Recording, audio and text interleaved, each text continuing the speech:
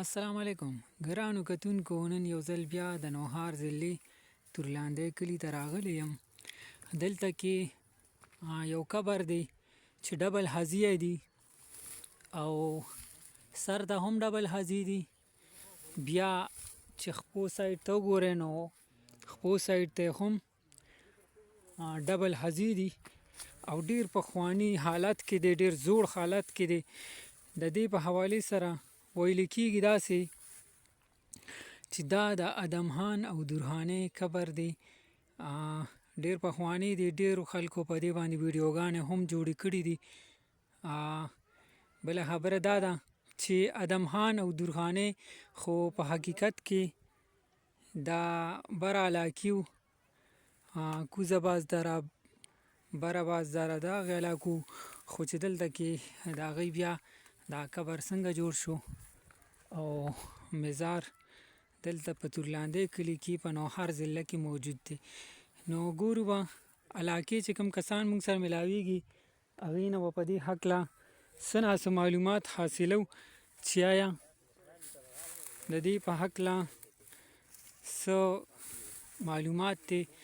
موږ سره د خو ملګري هم دي، ګلشیر صاحب دی، نیم رضا صاحب دی او دا ملګری مې راغلی. السلام علیکم، څنګه یې؟ خیر دی. د دې ځای جی څه نوم دی ستاسو؟ زما نوم عبدالحق.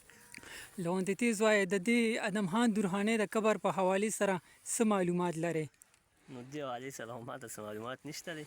مشران څه وایي، څه مو اورېدلي؟ ډېر ټایم نه دا قبر چې دی دې ځای کې دی او مشران خو دا وایي چې دا ادم خان بابا د تورلاندی کلي وو او درخانۍ د پورې وتلو سوریاخېلو یادېږي او دا بس د هغوی قبرونه یادېږي چې دواړه په یو قبر کې څنګه دفن شو؟ دواړه دا په یو قبر کې دي. وایي دا داسې مسله وه چې دوی به بیلول او هغه به نه بیلیدل، نو چې سهار به خلک راغلل هغه به بیا په یو قبر کې وو.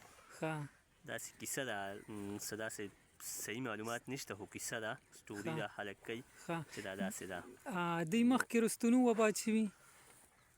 داسې معلومات نشته دی، خاص معلومات نشته چې داسې ووایو، خو اورېدلي مو داسې دي چې دا داسې څه چې سهار به وکته نو دواړه په یو قبر کې وو. کیسه داسې کېږي.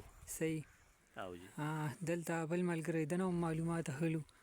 څنګه نیم رضا صاحب ښه یې؟ خیر دی جی، طبیعت ښه دی. جبرشاه صاحب ستاسو او ستاسو د ټول ټیم او بیا ستاسو د دغه فالوورز د دغه کتونکو ډېره زیاته مننه چې موږ ګورو او موږ برداشت کوي. ډېره مننه ستاسو راتګ. د دې ادم خان درخانۍ په حوالې سره معلومات راکړئ.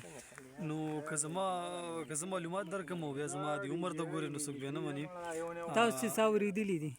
مونږ خو لکه د مشرانو نه څه خبرې داسې اورېدلې دي چې دا ادم خان او درخانۍ ده. ادم خان تقریبا چې د تورلاندی او درخانۍ د پورې سوریاخېلو وه.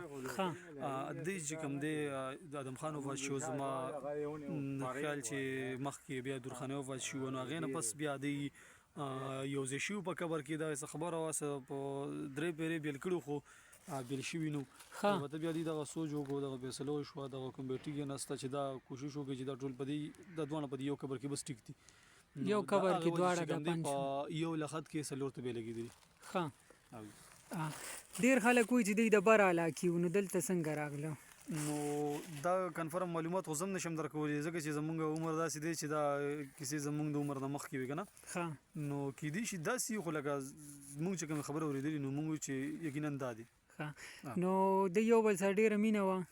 نو یاره چې مینه نه وي نو والله که دې څوک په کټ کې هم برداشت کوي، خو چې مینه وي نو بیا به یې په قبر کې برداشت کوي که نه. زه عبدالحقه د دغې بوټي په حوالې سره هم خلک وایي چې دلته نه خلک رباب ته دلته خلک د رباب دپاره شهباز جوړي،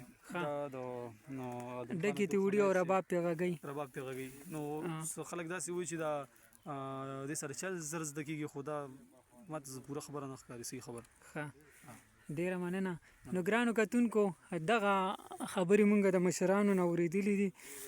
د ټولو خبرو دغه مقصد دی چې ادم خان او درخانۍ ویل کېږي داسې چې په دې قبر کې دوه کسان دفن دي، یو ادم خان او بل درخانۍ. دوی دواړو یو بل سره د حد نه سیوا مینه کوله. اوس د دې په شا چې کومه لویه سټوري وي، کوم لویه کهاني وي، هغې نه خدای خبر دی.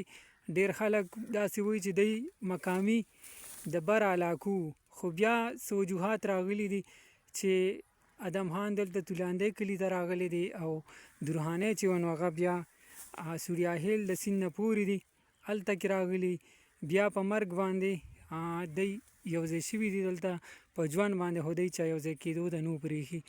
نو د دغه سلي په حوالې سره د دې قبر په حوالې سره دغه لږ شان معلومات موږ ته میلو شو او تاسو سره مو شیر کو. که چاته نور څه معلومات وي نو کوشش وکړئ چې موږ سره په کامنټس کې شریک کړئ او په دې سره موږ ته راکړئ اجازت د لوی الله په امان.